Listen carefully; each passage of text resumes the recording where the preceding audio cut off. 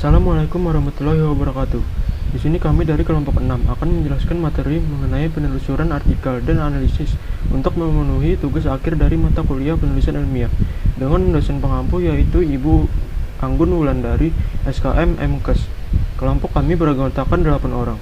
Yang pertama yaitu Saya Alivia Nabila dengan NIM 21109123200119. Saya Anis Kamila Saleha dengan NIM 21109121200023. saya Faturrahman Alimidan dengan NIM 21109123100029. Saya Kamila dengan NIM 21109121200009. Nama saya Muhammad Hanif dengan NIM 2110912310021. Nama saya Nisfahul Nur Anggraini dengan NIM 21109123200026. Perkenalkan, nama saya Nur Najwa dengan NIM 2110912120003. Nama saya Salsabella dengan NIM 2110912120026. Baik, selanjutnya untuk penyampaian materi. Yang pertama dipersilakan kepada Muhammad Hanif. Pengertian jurnal. Jurnal berisi tulisan-tulisan dalam satu bidang disiplin ilmu yang sama. Misalnya ilmu manajemen dalam ilmu ekonomi atau teknik informatika dalam ilmu komputer. Kegunaan utama jurnal ialah dapat digunakan sebagai sumber data sekunder karena pada umumnya tulisan-tulisan di jurnal merupakan hasil penelitian. Kita dapat juga menggunakan tulisan di jurnal sebagai bahan kutipan untuk referensi dalam penelitian kita, sebagaimana buku-buku referensi. Artikel ilmiah. Artikel ilmiah adalah bentuk tulisan yang berisi laporan-laporan sistematis mengenai hasil kajian atau hasil dari penelitian yang disajikan dengan jenis ilmiah tertentu, di mana ada audiens yang merupakan pendengar khusus dengan tujuan untuk menyampaikan hasil kajian dan juga kontribusi artikel kepada mereka untuk menjadi referensi baru untuk ditinjau, dikaji ulang, dan didiskusikan lagi, baik secara lisan maupun tertulis. Hal-hal yang harus diperhatikan saat membuat batasan jurnal dan artikel. Yang pertama, batasan masalah hendaknya sesuai kemampuan peneliti.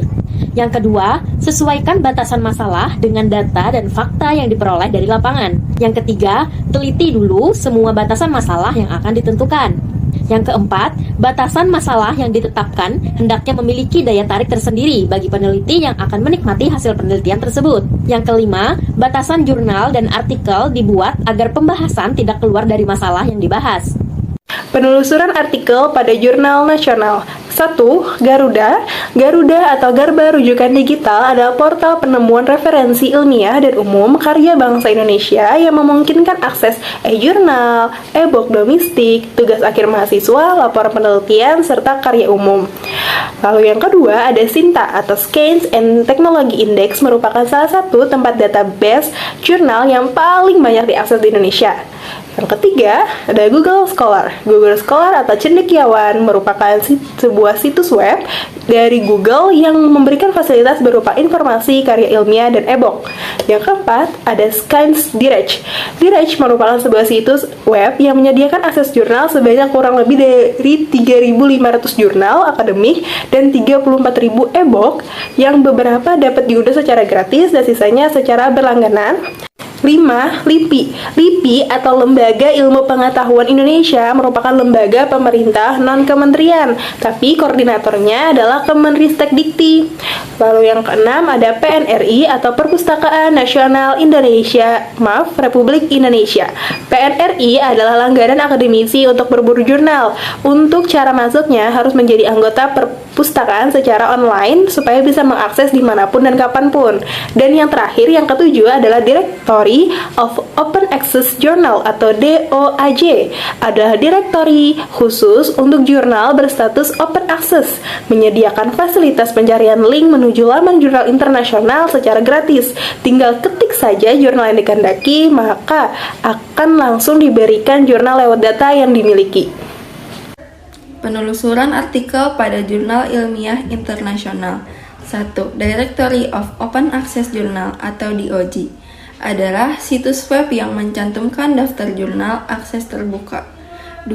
Citezer adalah mesin pencari dan perpustakaan digital untuk tulisan ilmiah dan artikel akademis, terutama di bidang ilmu komputer dan informasi.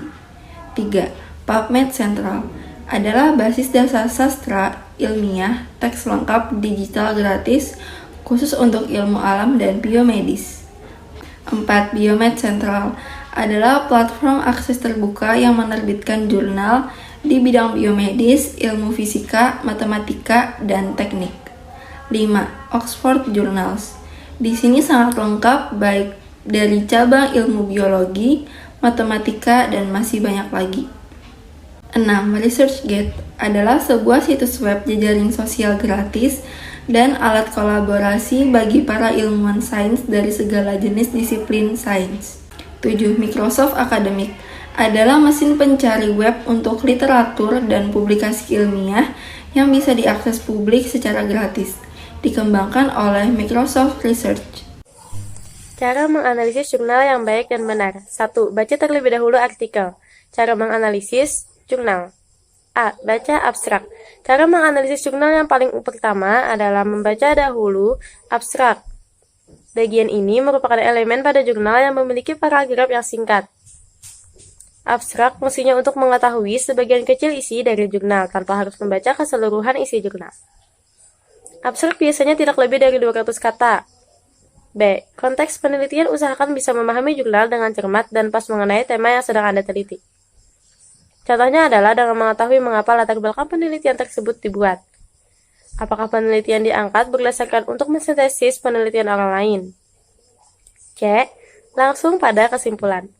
Dengan langsung menuju pada kesimpulan, Anda sebagai akan sangat menghemat waktu untuk bisa memahami atau sekedar mengetahui ringkasan keseluruhan penelitian jurnal. D. Cari argumen utama dengan mengetahui maksud dari topik argumen utama. Anda akan bisa lebih paham dengan menguasai isi penelitian. Hal ini bisa menghindari membaca kembali isi keseluruhan jurnal. Meskipun begitu, tidak ada salahnya untuk membaca ulang kembali jurnal supaya apa yang Anda analisis bisa lebih dalam dan komprehensif. E. Tinjau argumen setelah apa yang telah Anda lakukan di atas. Selanjutnya, maka bacalah faktor penting dari jurnal. Cermati butir-butir utama yang dicatat oleh peneliti. Tahap kedua yaitu perencanaan rancangan tulisan. A. Tulis deskripsi ringkasan dari penelitian. Fungsinya sebagai pengingat untuk meringkas isi jurnal. Buatlah catatan yang mudah dipahami dengan cara memberi pengingat atau dengan memberi tanda pada isi jurnal yang dirasa penting. B. Tentukan aspek penting. Tahap ini merupakan tahap yang paling membantu kita dalam cara menganalisis jurnal secara keseluruhan. Caranya dengan memahami judul dan subjudul jurnal. C. Identifikasi kata kunci. Usahakan setiap kata kunci yang ada pada jurnal juga tersedia dalam rangkuman. Selain itu, pahami juga terminologi atau kata asing dari jurnal yang sedang dianalisis, supaya kata-kata asing dalam jurnal bisa terinterpretasikan sehingga kita dapat bisa lebih memahami isi jurnal secara keseluruhan. D. Pastikan padat dan ringkas. Rangkuman jurnal yang sudah dibuat, usahakan jumlah katanya berbeda dengan jurnal yang dianalisis, lebih padat dan singkat. Tahap ketiga, menulis ringkasan. A. Identifikasikan rumusan masalah saat melakukan cara menganalisis jurnal. Hal pertama adalah membuat pendahuluan yang tertuju pada tujuan dari penelitian. Bagian ini harus Anda catat, sesuai dengan bahasa yang mudah orang pahami. B. Diskusikan metodologi yang digunakan. Peneliti ini akan memaparkan mengenai instrumen dan metode yang dipakai dalam penelitian. Maksudnya, Anda harus mengetahui instrumen apa saja, metode yang dipakai, dan cara yang dilakukan si penulis dalam melakukan penelitiannya. Deskripsikan hasil penelitian ini juga bagian penting dalam cara menganalisis jurnal, karena pada bagian ini Anda akan memaparkan hasil dari penelitian. Hasil penelitian biasanya terletak pada kesimpulan atau sebelumnya. Maka perhatikan bagian itu. D.